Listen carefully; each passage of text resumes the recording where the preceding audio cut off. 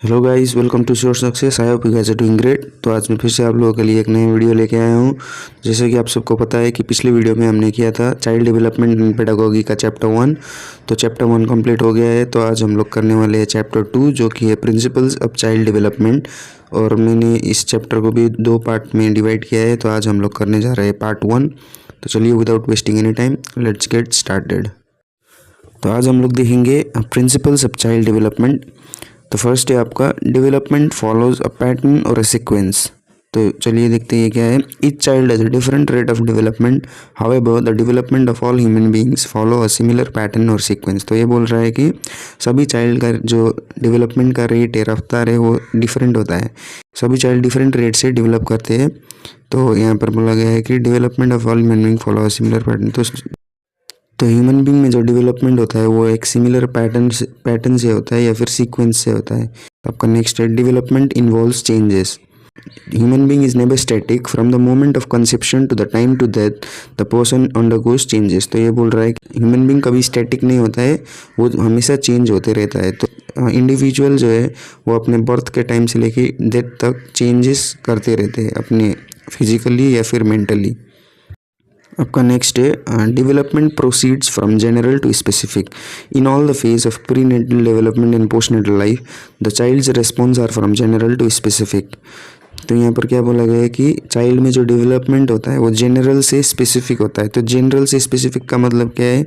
General activity proceeds to specific activities means the infant is able to grasp an object with the whole hand just after the birth before using only the thumb and four finger. Child जब पैदा होता है तो वो अपने thumb या फिर finger से कोई चीज़ को पकड़ नहीं सकते, वो अपना पूरा हाथ यूज़ करते हैं। तो बाद में जो है अपना थंब यूज़ करते हैं, फोर फिंगर यूज़ करते हैं। तो इससे बोलते हैं जनरल टू स्पेसिफिक। तो आपका नेक्स्ट है डेवलपमेंट इज को related and integrated. All type of development that is physical, mental, social and emotional is related to one another। तो यहाँ पर बोला गया है कि सभी टाइप के डेवलपमेंट जो कि physical, mental, social, emotional development जो है वो सभी एक दूसरे से रिलेटेड है। तो एग्जाम्पल देखते हैं चलिए। Child who is physically healthy is likely to have superior stability and emotional stability. तो चाइल्ड जो कि एक फिजिकली हेल्दी चाइल्ड होता है वो अपने इन्वायरमेंट में स्टेबल रहते हैं, सुपीरियर की तरह रहते हैं।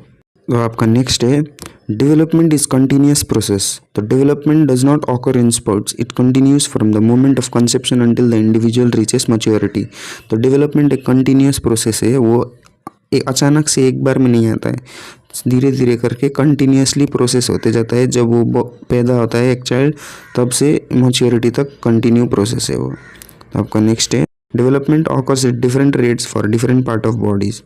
तो चलिए देखते हैं। In some part of the body growth में be rapid while in others growth will be slow. तो यहाँ पर बोला गया है कि बॉडी के कोई पार्ट में आपका जो ग्रोथ है वो स्लो हो सकता है और किसी पार्ट में रैपिड हो सकता है या फिर फास्ट हो सकता है। तो एग्जांपल देखते हैं। Brain attains it full maturity around the age of 6 to 8 years। तो आपका ब्रेन जो है वो अपना फुल मैच्योरिटी में आ जाता है कब तक? 6 to 8 years तक। और जो आपका फीट, हैंड्स एंड नोज़ है वो अपने मैक्सिमम साइज में कब तक आते हैं? अर्ली एडोलेसेंस में। तो आपका नेक्स्ट है early development is more important than later development. Early childhood experience have more impact on the development of child. It includes nutritional, emotional, social and cultural experience. तो यहाँ पर बोला गया है कि जो अर्ली चाइल्ड एक्सपीरियंसेस होता है, मतलब कि जो पहले का एक्सपीरियंस होता है जब एक बच्चा छोटा होता है, तो वो एक्सपीरियंसेस मोर इम्पैक्टफुल है लाइफ में उसके बाद के एक्सपीरियंस से। तो आपका नेक्स्ट है डेवलपमेंट इज़ प्रेडिक्टेबल। तो ये हमने पहले भी डिस्कस किया था कि डेवलपमेंट को प्रेडिक्ट करना पॉसिबल है। तो यहाँ पर क्या बोला गया है चलिए देखते हैं। It is possible for us to predict at an early age the range within which the mature development of child is likely to fall. However, mental development cannot be predicted with the same degree of accuracy। तो यहाँ पर बोला गया है कि हम लोग जो एक बच्चा का जो डेवलपमेंट का रेंज है किस रेंज में होगा या फिर किस रफ्तार में होगा वो प्रेडिक्ट कर सकते हैं, लेकिन जो बच्चा का मेंटल डेवलपमेंट है वो उसी एक्यूरेसी के साथ प्रेडिक्ट नहीं किया जा सकता। तो आज की वीडियो में बस इतना ही। आई होप आप लोगों को समझ में आ गया होगा। तो मिलते हैं नेक्स्ट वीडियो में, तब तक के लिए बाय।